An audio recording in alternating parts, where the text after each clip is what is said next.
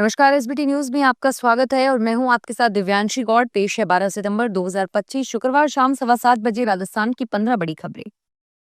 भरतपुर के तुहिया गांव में रात में ड्रोन उड़ रहे हैं। डर के कारण लोग ठीक से सो नहीं पा रहे हैं। ग्रामीणों का कहना है कि चोर गांव में वारदात को अंजाम देने के लिए रेकी कर रहे हैं। कुछ दिनों पहले चोर गांव में घुसे भी थे, लेकिन अपने मंसूबों में सफल नहीं हो सके। और इधर एसपी दिंगत आनंद का कहना है कि अगर कोई बिना परमिशन के ड्रोन उड़ाता है तो उस पर कार्रवाई की जाएगी। मां वैष्णो देवी के भक्तों के लिए बड़ी राहत की खबर सामने आई है। 26 अगस्त से मां की यात्रा वहां हुए भूस्खलन के बाद रोक दी गई थी। जरूरी रखरखाव के बाद सुरक्षा को ध्यान में रखते हुए श्राइन बोर्ड ने फिर से यात्रा को शुरू करने का फैसला लिया है। श्राइन बोर्ड ने कहा है कि अगर मौसम अनुकूल रहा तो वैष्णो देवी जी की यात्रा 14 सितंबर रविवार से फिर से शुरू होगी। राजस्थान सरकार ने लंबे समय से लंबित पड़े आबकारी अधिनियम 1950 से जुड़े मामलों पर बड़ा फैसला लिया है। सरकार ने घोषणा की है कि शराब तस्करी से जुड़े लगभग 5,784 प्रकरणों को सशर्त रूप से वापस लिया जाएगा।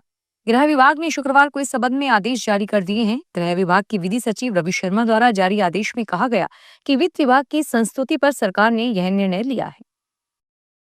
जोधपुर जिले के बिलाड़ा क्षेत्र के पास बड़ा हादसा होते होते टल गया। झाक नदी को पार करने की कोशिश कर रहे 3 युवक बाइक सहित नदी में गिर गए। अचानक नदी के तेज बहाव में संतुलन बिगड़ने से उनकी बाइक फिसल गई और तीनों युवक पानी में बहने लगे। हालात बिगड़ते देख युवकों ने नजदीकी पेड़ों की टहनियों को मजबूती से पकड़ लिया और किसी तरह खुद को बहाव में बहने से बचाया।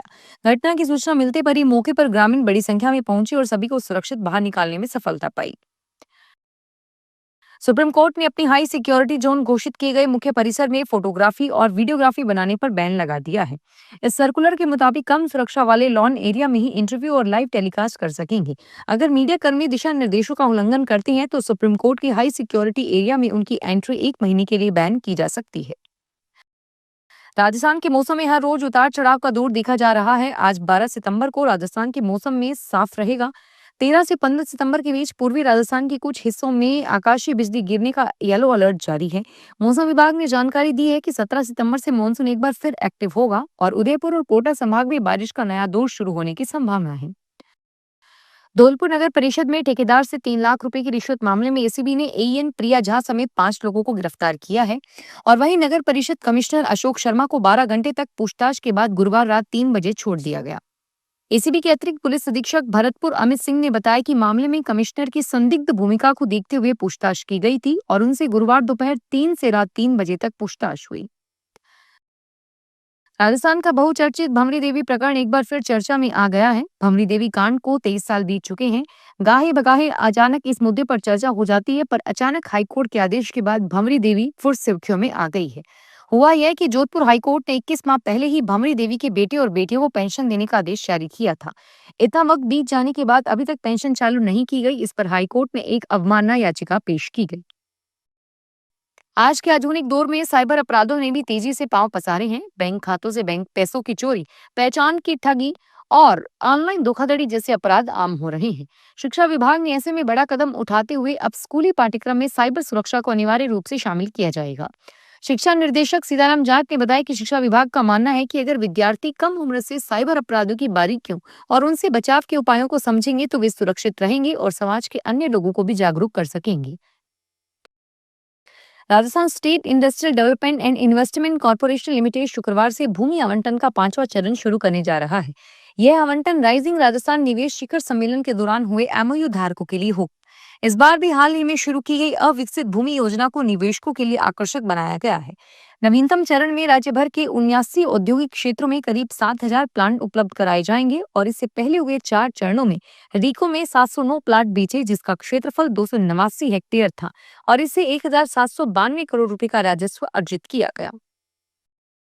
सीआरपीएफ ने विदेश यात्राओं के दौरान कांग्रेस सांसद राहुल गांधी की ओर से अपना सिक्योरिटी प्रोटोकॉल बार बार तोड़े जाने पर गंभीर चिंता जताई।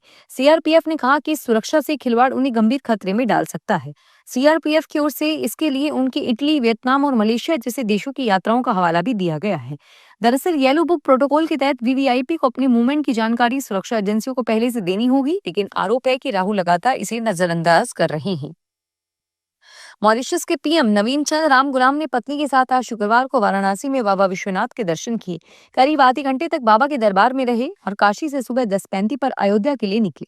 इसके बाद पीएम का काफिला राम मंदिर पहुंचा। इससे पहले गुरुवार शाम को मॉरिशस पीएम दशाश्वमेध घाट पर गंगा आरती में शामिल हुए। उन्होंने गंगा को पुष्प अर्पित करके आशीर्वाद लिया और सेल्फी भी ली। हिमाचल की मंडी से बीजेपी सांसद एवं बॉलीवुड एक्ट्रेस कंगना रनौत को सुप्रीम कोर्ट से झटका लगा है। कोर्ट ने किसान आंदोलन के दौरान की गई टिप्पणी को लेकर दर्ज मानहानि केस रद्द करने की याचिका खारिज कर दी है।